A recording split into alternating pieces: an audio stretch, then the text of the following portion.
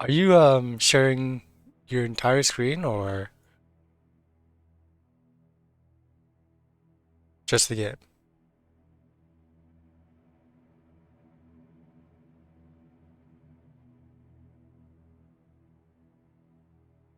Oh, are you trying to speak? Because I don't think it's going through. Yeah. Okay, that's fine.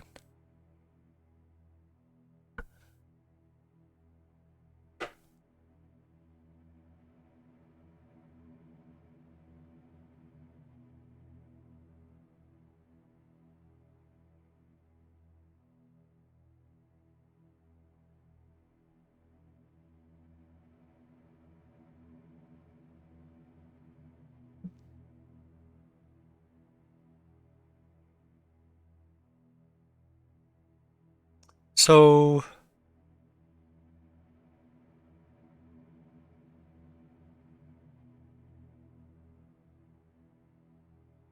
okay. Generally, um, I'm not a huge fan of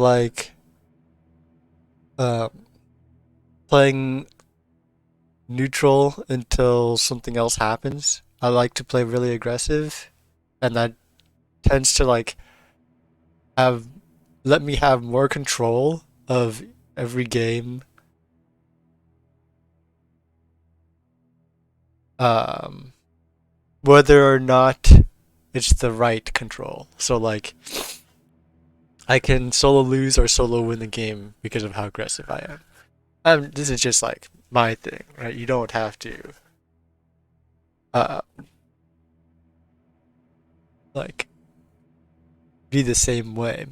But I think generally if you have a more aggressive playstyle, then you'll notice that it does seem like you have more control. Like wins won't necessarily be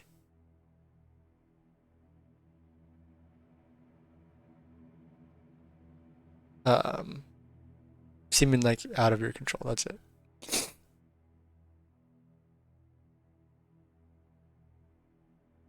Yeah, for sure. You don't have to pause it um when I'm speaking. Another thing is I like to usually ask for VOD reviews um, for you to go through it yourself once first, if you have time. Of course, if you don't, then it's fine to just come on through and ask. But if you do go through it once yourself first, then it like saves us both a lot of time. What happens usually is um, I ask you to take notes and like put timestamps of where you think the major issues are, especially if you don't know how to fix them. So here, if it's like a 20-minute game, we'd be sitting here for like 10 at 210 speed. But if you just go to each and every uh, like noted timestamp area that you have questions about, then it'll be much quicker, and then we can go through many more games and situations. Much.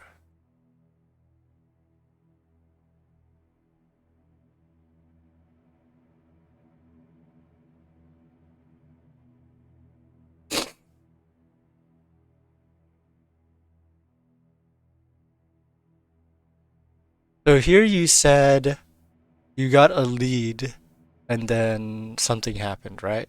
Can we skip to the part where uh, you'd say like something major happened?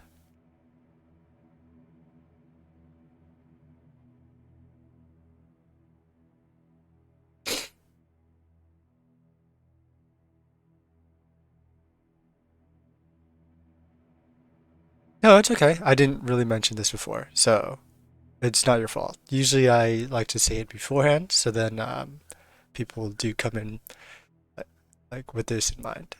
But you didn't really know like that's how I roll.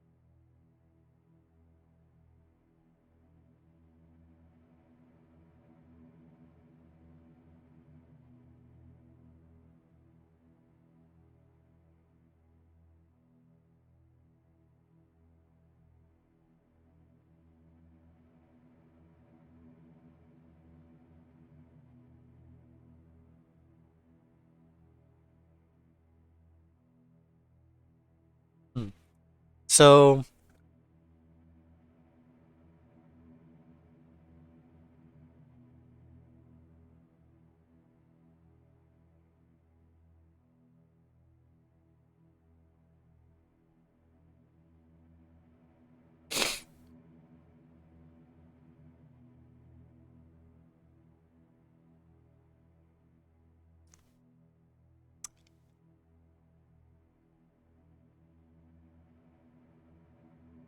it's kind of tough to like say you've made any major mistakes since you're kind of doing your job.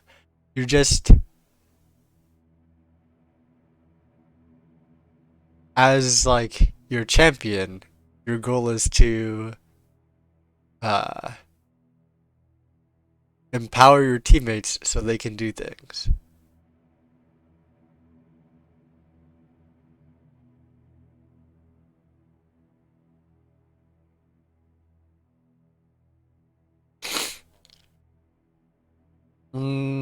So lots of times, even if you make calls or things like that, people just won't listen to you. So maybe yes, but probably not. So, I don't think it's making better calls. Well, that will happen. Like better judgment will happen as you get better naturally. But um, one thing I did notice was a lot of times you were like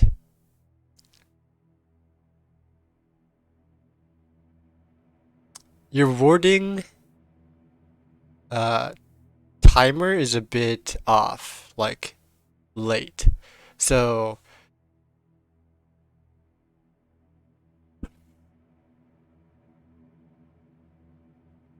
you have to like really pay attention to the map to get your shit done on support, otherwise you're just gonna run in and die.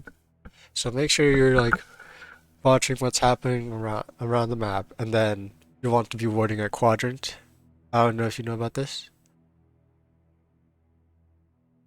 Okay, so generally it's going to be like a quadrant is uh you split the map into fours, not like vertically and horizontally, but by each jungle side, right? So there's like your top side base is red side, top side base is blue side, and like blue bottom side base is red and blue, right?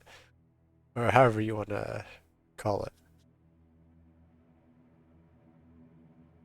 So I do have a YouTube video showing exactly where I prefer to ward when warding the quadrants. I'll link you that.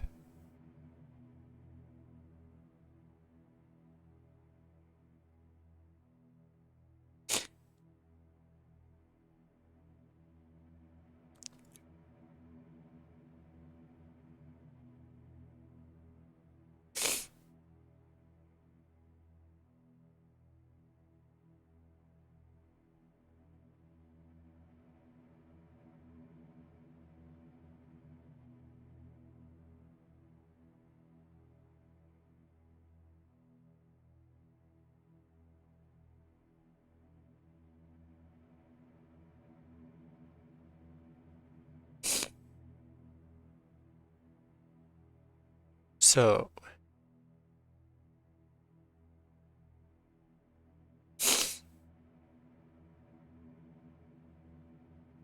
here's a link to this, and let me see if I can find the timestamp that I try to illustrate. It should be towards the end. We discuss vision during one of our coaching sessions with someone else, and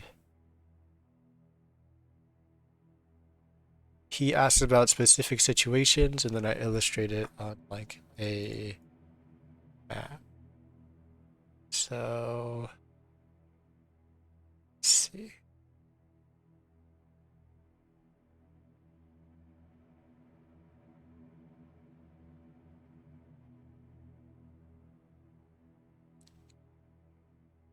Okay, I think generally around like 12, 13 minutes is when I start uh, showing specific situations.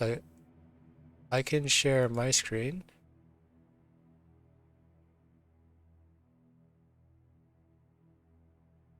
All right, you see this? So in this video, it would be like the green words would be the green dots, the circles right here. So these are where I prefer to place them in these quadrants, because if you place one right here and one right here, your last one has a choice of being wherever like you feel would give you the better information. Uh, this one gives you vision if they enter the jungle, the bot side jungle from the mid lane. Also, it gives you information if they go down from there or if they're doing the camp. This one here lets you know if they're like coming through this section of the jungle. This covers like basically all jungle entrances. This is especially if you're winning and you're pushing. So if you're winning and you're pushing, your minion wave should be past like here, meaning they can't really sneak in to this area. Uh, so mm, more of all the jungle entrances that they can come through are covered. Um, that ward could be nice depending on where the lane, like the wave is, but just also generally, if you're blue side and you're warding right here and you're losing, you're probably gonna die. uh, more defensive wards would be like right where my cursor is. You see that where like the jungle position on the blue side should be, and maybe your own tribush. Again, just jungle entrances are really important. Um, Generally, river and like I see this a lot. A ward right here on dragon or like a pink ward in the pit. Um, those are kind of useless actually. So if you have wards like telling you that they're coming in, then you can use um, like process of elimination or whatever you want to call it to figure out where they will be. So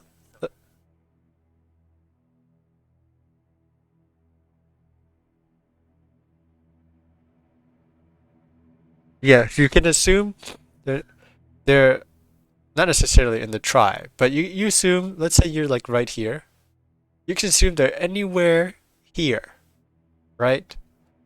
And anywhere here means they're either doing dragon, they're trying to kill you, or they're trying to kill mid. And depending on where your jungler is that's like jungle and mid laner and your like your teammates generally. That's when you decide to do something based on that. So that also helps your teammates give information before they're even on the objective. Okay? So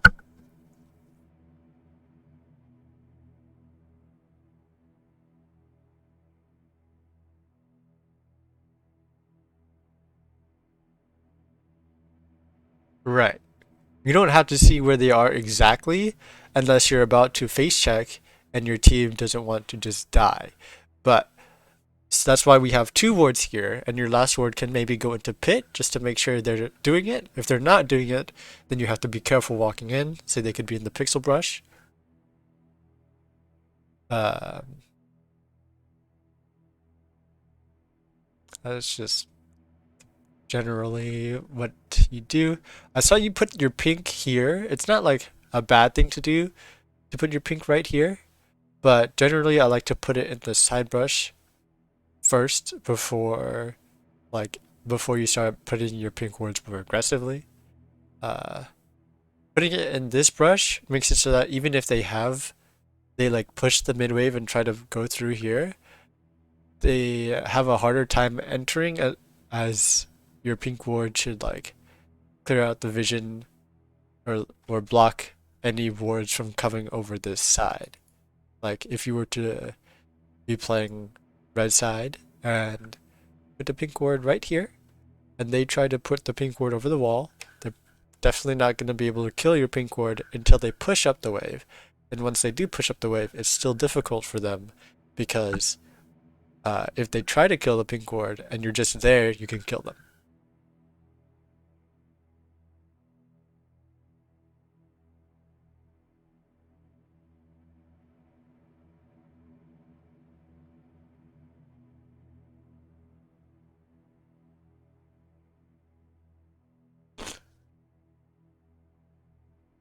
Um, so more aggressive pink wards would be in their jungle, so like right here or right here. And if like this one is already really important, I would go this like have this one down before you place any other ones. As in someone else on your team, or you have to have the what's it called, wardstone to put another one down. Okay. Do you want to go over another game? Sure. I think I'm gonna send an announcement that I'm gonna delay my stream because I don't feel like changing it from a recording to the stream.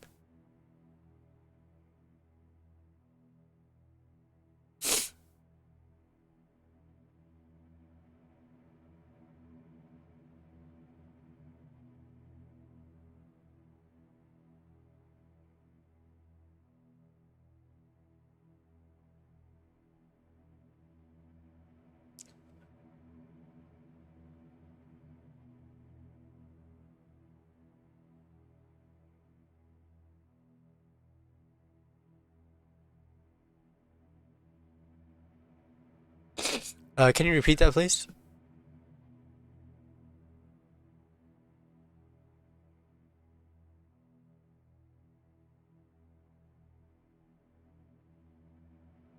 Okay. So always check um, what is coming up first, what neutral objective is coming first. If both Baron and Dragon are down, then that's just, and you just came off a reset. That means either you took them or they took them. So if you took them, the first you have to get mid prio. Then, if you're doing a 4-1, you should be coming with your jungler into the side where um, your side laner is going to be split pushing. So let's say your 4 is down mid and your 1 is bot. As you're pushing mid and getting prio with Baron buff, then you're going to go with your jungler to like this brush here. You see where my cursor is? Yes. This brush here, or this brush here, or even more aggressively, this brush here. So it depends on like which towers you've already taken as well. If the outer tower is still up, which is pretty unlikely, you would just ward there and maybe like one right here and one right here. Be quick about it and then go back to the 4-1, 4 here, 1 here. So that it keeps you and your side laner safe in case they want to try to gank your side laner. And then usually you'll have one more ward or your pink ward to place that on the other side so you don't get flanked or anything like that.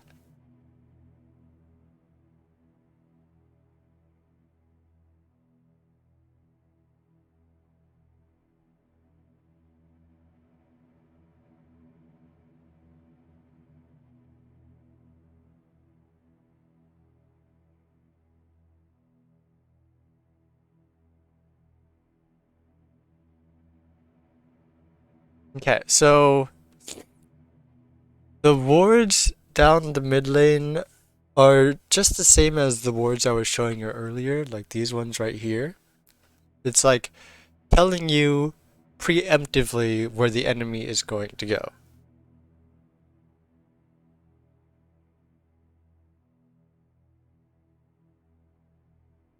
So generally, I like to put one right here, or like right here, because those are, again, more entrances to, like, or exits rather, to places that aren't just mid lane. If you have one, like, I don't know, right here or something, it still kind of sees the entrances, right? It's kind of tough not to have a good one in mid lane. Maybe like one really close to the wall so it doesn't, like right here, so it doesn't really see too much. But generally, knowing where the enemy is going to go and not where the enemy is at the moment is like what the point of the wards are.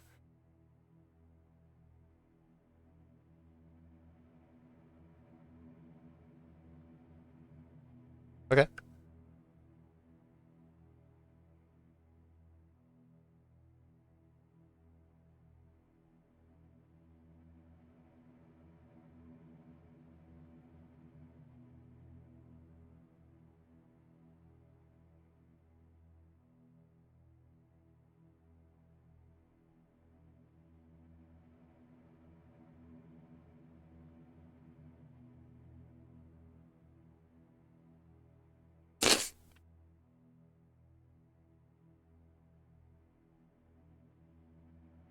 All right.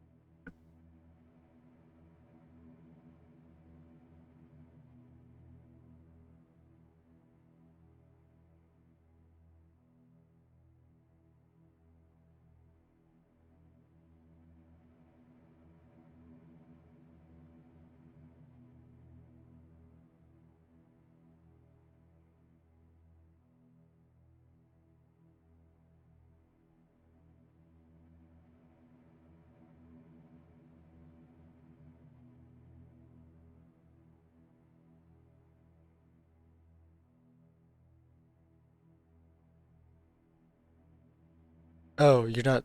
Wait, are you? I I didn't see that you're sharing your screen. That's weird.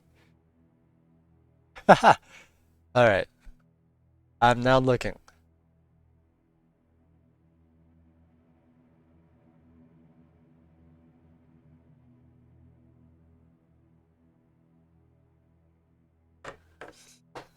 All right.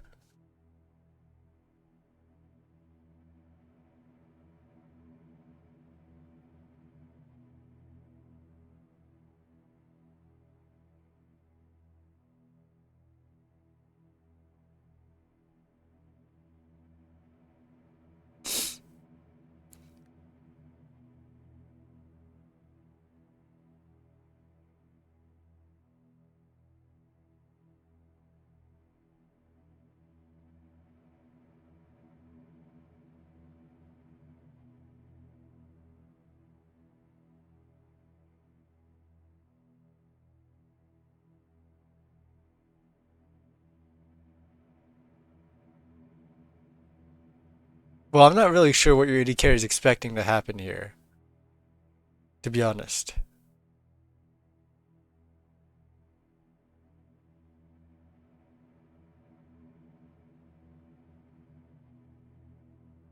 No, I meant like, what is she expecting to happen in lane? She's just picking up farm here, I guess.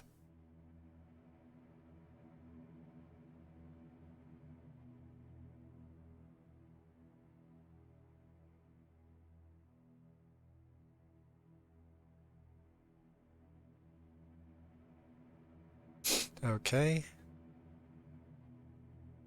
Well, there are some things you can do to the wave as support, but generally, how the ebb and flow in the wave, each and every game is in the bot lane at least is determined by the AD carry, um, because they're the ones hitting it the most. So you can help push, you can freeze to like for when your AD carry gets back if like you're the only one in lane. Um, there are things where like if you're really like respected, I guess, then you can tell your AD carry what to do, but that's not gonna happen usually. Uh, I'm telling you this because like as just what happens, right? Uh, if you tell them like if you feel like telling them what to do and then you lose the game or like you start losing lane, they're just gonna be pissed off at you. Nothing good happens, even if it was the right thing to do. And it's no good when emotions are into play. That's pretty funny, by the way.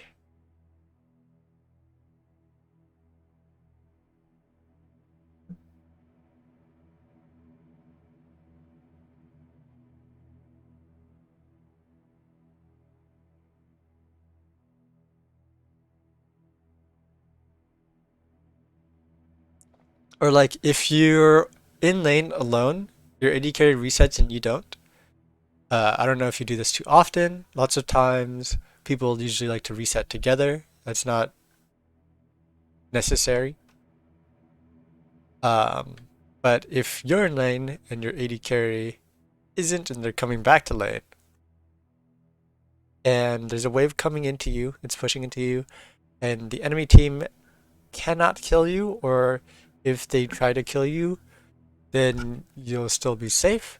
Then you can freeze it by pulling the wave towards their tower.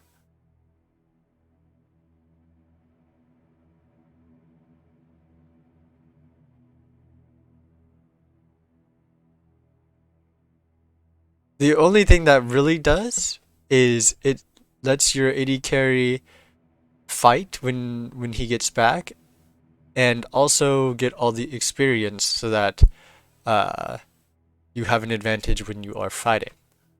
So it is kind of important, but yeah, that's happened to me. But at the moment, since I'm not seeing like any,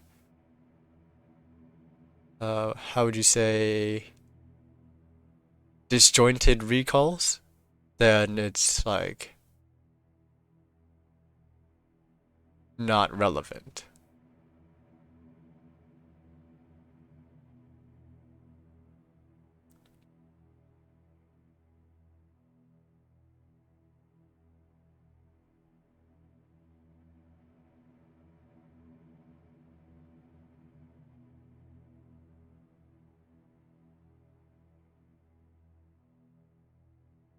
Well, personally, well, she's already freezing it for herself, right? Personally, let's see, how much gold did you have?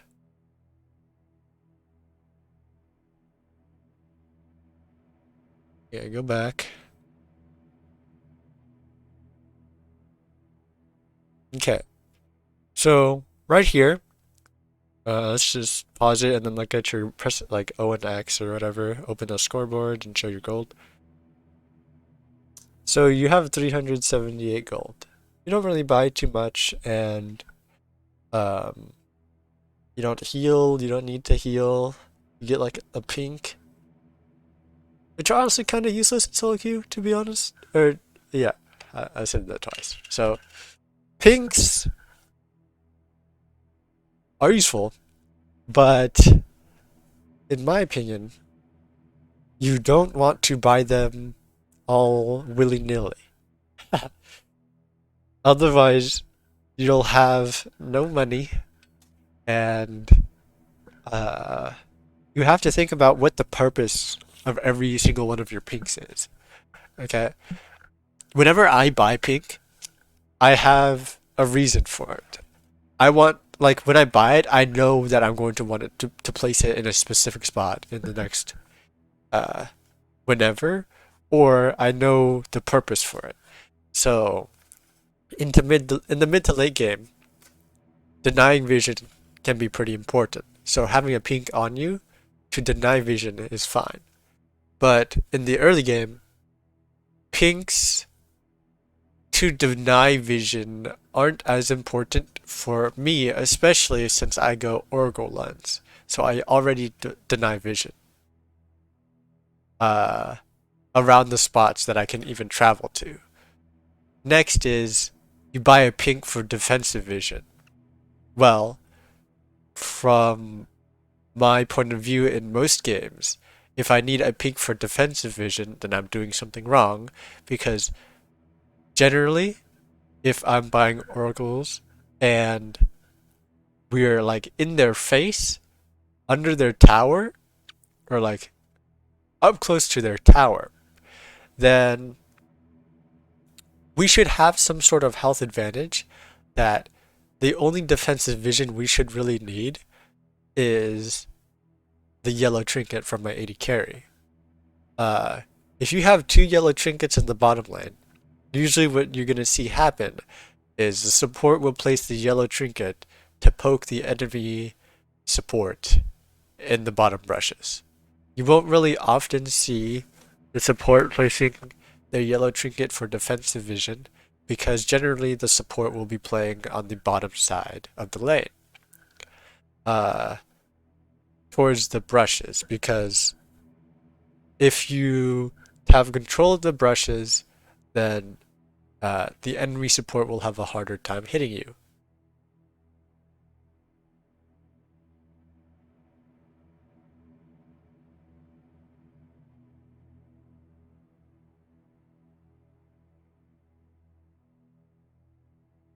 The pink wards that you're buying?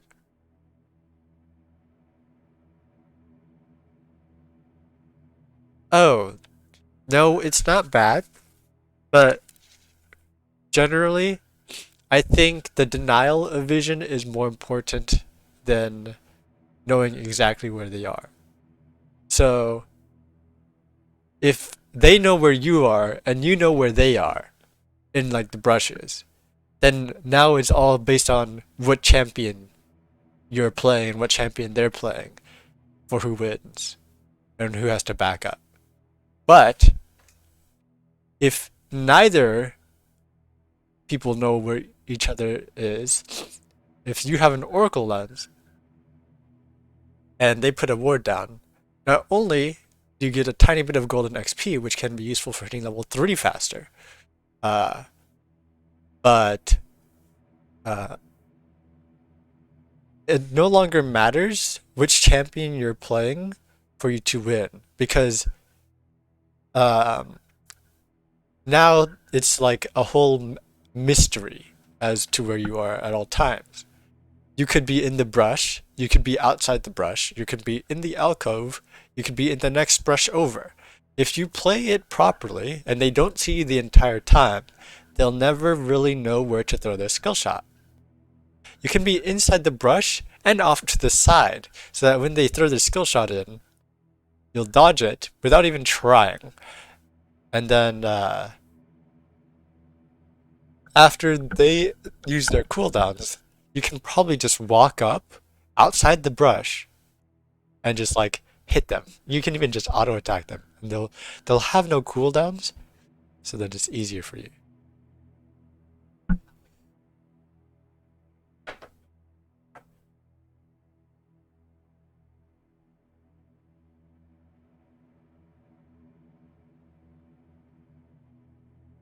Um,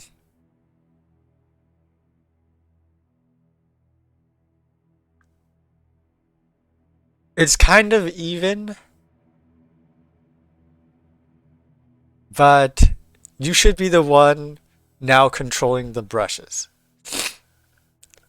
because you clear the vision. Um, Now the enemy AD carry and support should not be able to hit you at the same time. usually when they have vision, especially if they're playing something long range like Caitlyn, if you walk up too far, they will both hit you, and that's bad news. You'll take a bad trade. Now, since you're playing with vision, only one player should be able to hit you, if at all.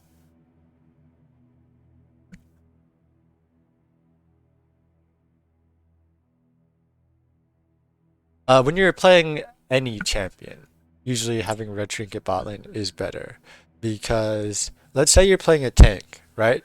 Now they have no clue where you are. Tank supports generally engage and will one-shot you. So if they have no clue where you are inside that brush, they can't like walk up and try to get a health advantage or poke if they're playing like an enchanter or a mage without risking themselves dying. And then if they walk up to the wave, you can position yourself uh, in a manner so that after they use their ability in the brush, or maybe even just flash on them because they don't see you.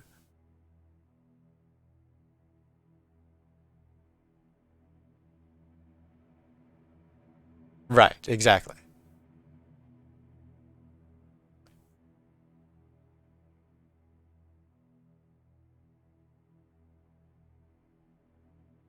Um, you can if you'd like. That does help. That's what I do every game actually.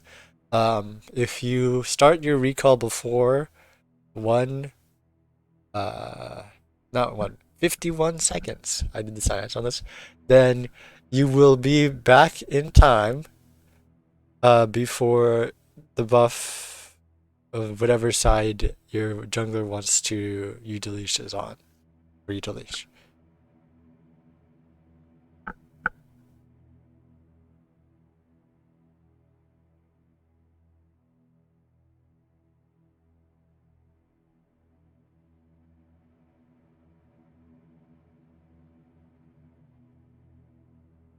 Not necessarily where I'm gonna place it, but what the purpose is.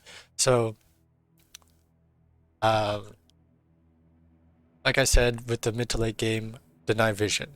With the early game, usually is to gain vision for some reason. Uh, let's just say uh, you're afraid of like the enemy jungler, and you somehow get a push as blue side, and you can, if you're just looking at, wait, I don't think I'm showing you. Uh, Say looking at your replay right now and your blue side, if you are afraid of the enemy jungler and you pushed up, you can put it like in their bot side jungle. Many times putting it close to your lane will get it cleared very quickly, which makes it kind of useless.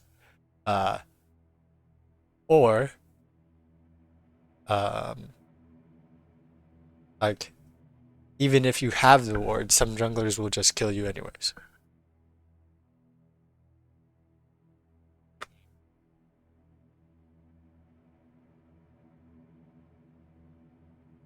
Sometimes, yeah. So like right there that you're looking at, it's not necessarily gimmicky. It's just like it'll protect your mid laner from bot lane roams, from like your enemy support roaming. Uh, it will also protect it from the jungler if it comes from the bot side. It won't always protect you though. If you're looking to protect yourself from the jungler, that's not a very good spot to ward. Uh, if you're red side, then it's pretty tough to put a singular ward that won't easily get cleared. So even if you're pushing up a lot of the times, you can't really put a pink ward in that try because it's so easily cleared. Um,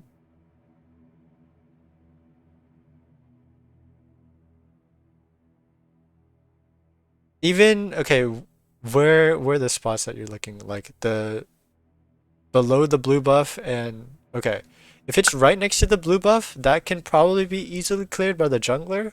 However, I mean, it's like a one-time use pink ward, right? Uh, then you'll know the jungler's there. I think it's okay to have that because usually, unless like he starts padding up from that spot and then he clears it, then it's not really useful anyways, because you should like you should know. You should know if he's pathing up or pathing down by that like period of time. Both in the game and like as you're getting better at the game, you'll learn more about jungle pathing and where to predict and where they're going. So that just generally depends on the camps that are spawning and what champion they're playing, etc. Like, what power spikes do you have to be afraid of? For example, Zac level 5, if you're playing red side, his E range is quite a lot bigger than at levels what 2 and 4 or even 3 and 4, and he can like if you're towards the middle as red side, you're towards the middle of the lane, he can jump from like near tribush and hit you. Or like let's say Kayn at any level. If you are playing against Kayn at any level or like Shaco at level 3, those are some pretty big power spikes for those junglers.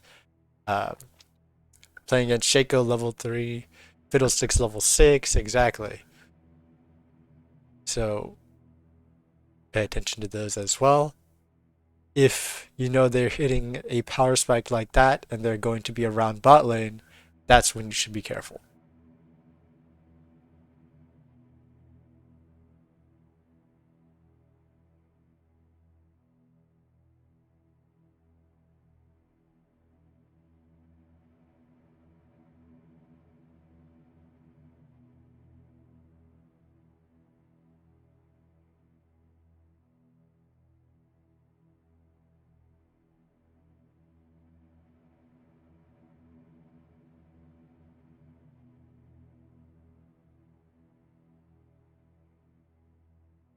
Yes, with the pink ward already placed there, he's kind of safe from Fiddlesticks unless he's already pushing up.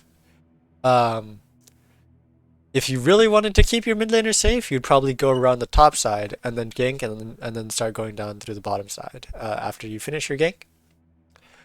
However, if I were you in this position, I wouldn't have recalled at all.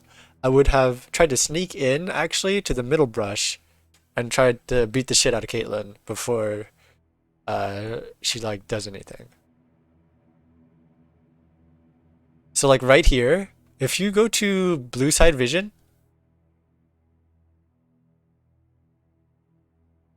you can see that you can just sneak in, right? So knowing this now, if you were able to sneak in into one of these brushes, like just press Q on her and then go back into a different brush or just like dodge and weave so that she can't hit you and or Q you, and then get another Q off, like the game's over. Yeah. And like not actually over, but she can't play anymore. Yeah.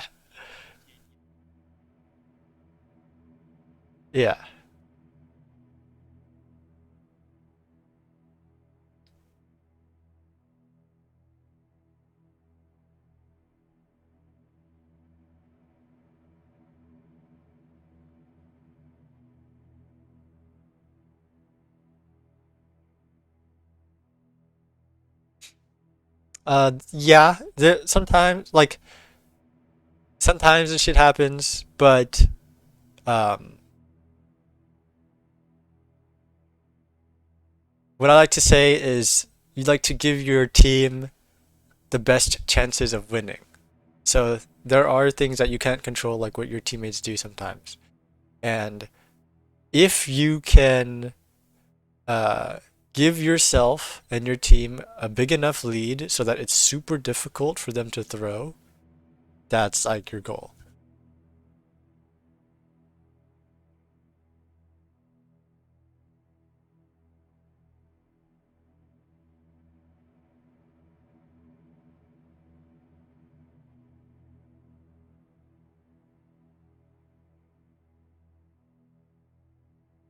Oh, I mean, you can still try to ping and like give your teammate.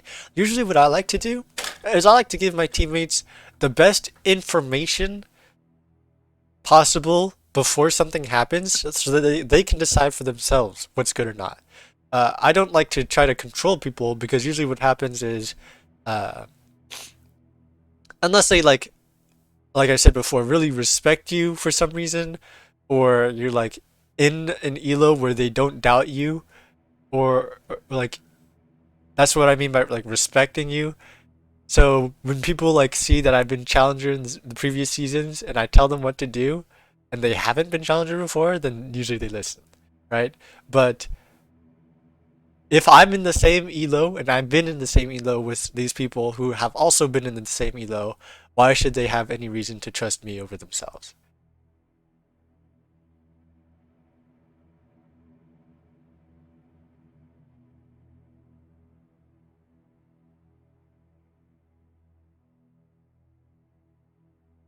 Okay, of course.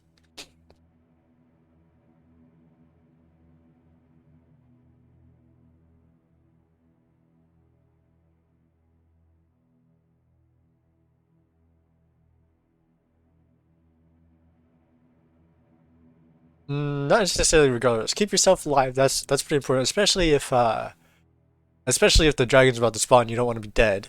Uh, I'd say your wards last 2 minutes and 30 seconds. So when's like the latest that you would ward?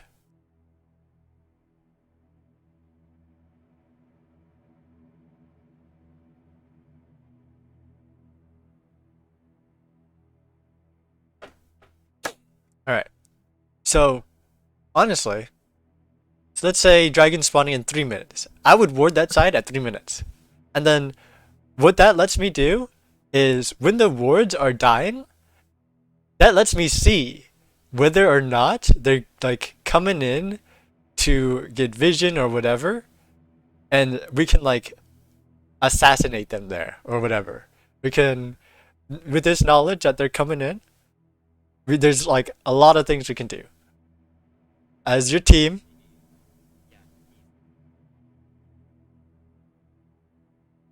Exactly. Well, it depends. If you're playing enchanters, like it seems you tend to play, then yes, you want to play with your team.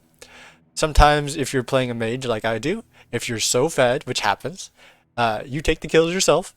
If you're so fed, you can just stand there and kill them as they walk in. If they don't have vision. Another thing you can do is you could get your team, like your jungler, to come and stand there with you. You cleared vision, you put all that wards down in that quadrant. Your team comes, you kill them there. Again, lots of times the enemy support will be coming by themselves, or the enemy jungler will be coming by themselves to clear camps or to get vision of the objective.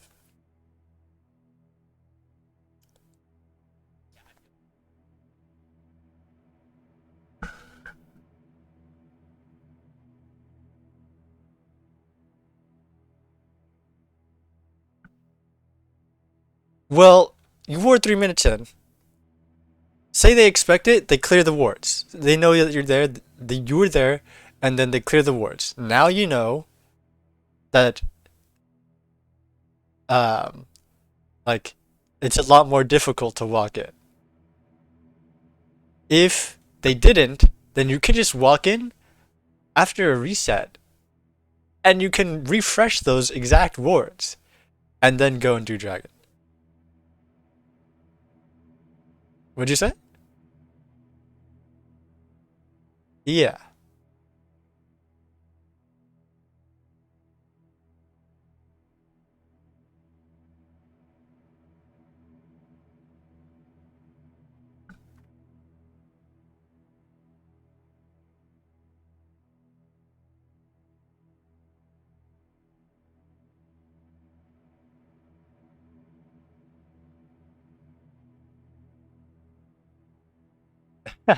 Yeah. I teach a lot more solo queue than like how to win solo queue than how to play the game properly. How to play the game properly kind of ties in, but at the same time, it's going to be a lot more aggressive when you're playing solo queue than just playing the game properly. Because you want to get as many leads, even if they aren't necessarily like how the perfect player would play. There's no perfect scenario in solo queue. Shit happens. You gotta take advantage of that.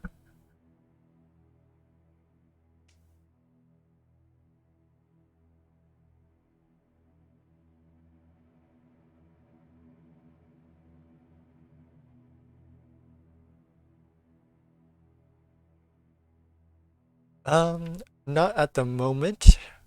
Again, if you have any more questions for me, feel free to ask at any time. So like now, later, specific scenarios. For example, you just play a game today or tomorrow or something, and then something specific happens. And you just want to go over like 1 minute. You can send like a short video or just like tell me exactly where the timestamp is, and then I can just even go into my own client, go to your profile, look at the replay for that specific timestamp. It'll only take me about like 30 seconds, and I'll tell you what I think.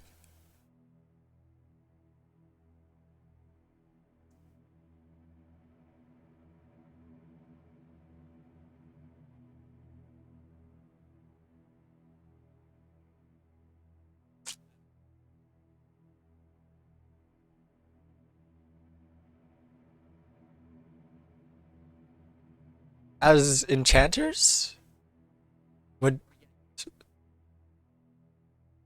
counter jungling. What do you mean by counter jungling? Just like taking enemy camps as support?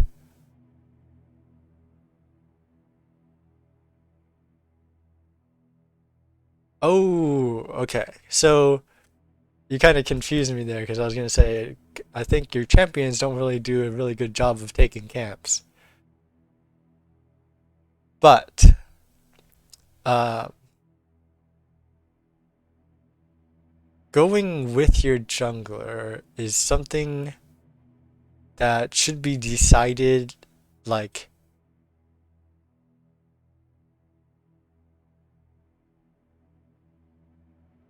mm, it's kind of hard to give you a solid answer. It's based on game state, I guess, is the best answer I can give you. Uh, let's assume you do place those early wards, you find a reset timer, and then you're there before those wards expire. Um, those camps are about to come up. You warded that area when the camps were down because you knew it was safe. You knew their jungler was topside. Every one of their teammates was topside or in lane. So you knew it was safe. You came in, dropped those wards down in that quadrant, and then finally you came back with the reset. Those camps are now coming up. Enemy jungler is probably coming back. That is a very specific scenario where if both you and your jungler, or let's say some of your teammates are there, and you know the enemy jungler is coming back to those camps, then you can set up to assassinate him, I suppose. Exactly. Uh, in that case, um, I should talk about how when we set up vision, it's always for an objective, one objective or another. Um, these camps are objectives, right? So they might not be as important as Dragon or Baron, but they are still objectives, and like the enemy jungler's objective is generally to take that camp. Now, if you go and intercept him and kill him, that's pretty good. Or let's say you're winning and the enemy support wants to play some defensive vision. They don't often expect you to be up so close.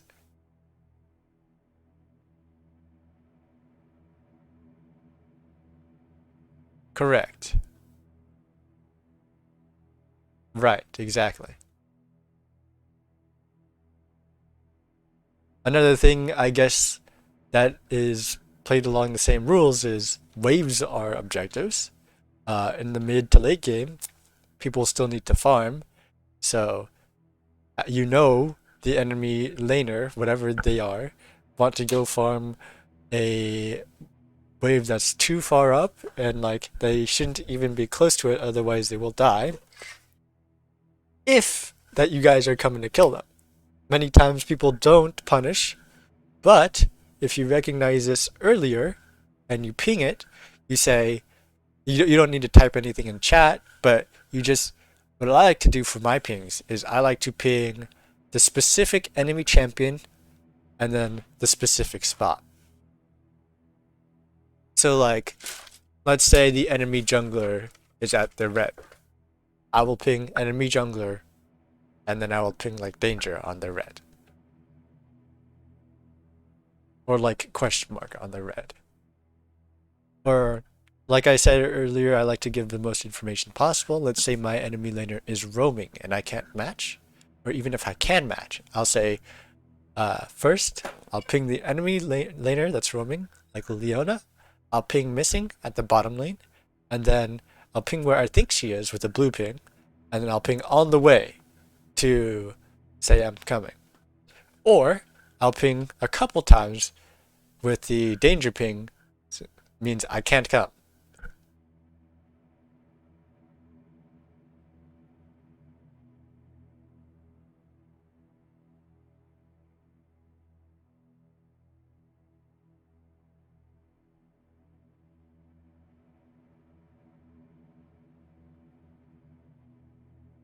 Yeah, again, it's like I can't micromanage my team. Let's say you were even playing in a competitive setting. I don't know if you've ever done that before, but uh,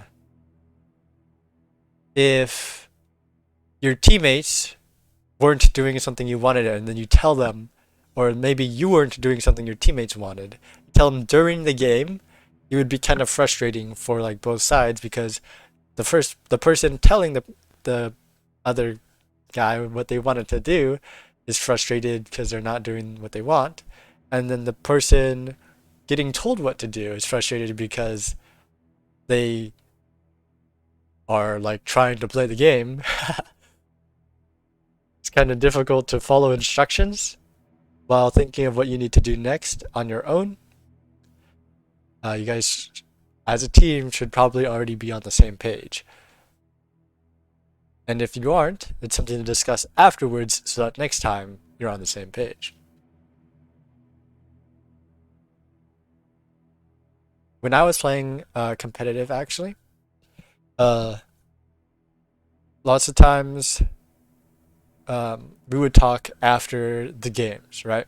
But when me and my AD carry would duo, we would talk immediately after a play happened because we were the type to want to improve and improve very fast. So if after a play would happen, just between the two of us, if we were duoing, we would discuss what exactly would like happened and what we should have done better, and having two people to talk about it, same perspective or similar perspective, really helps out.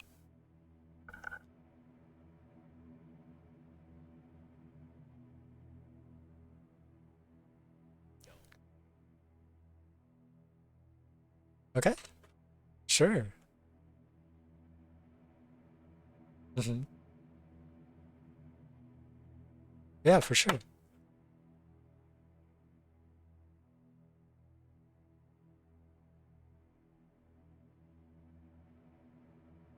All right, cool. Me too.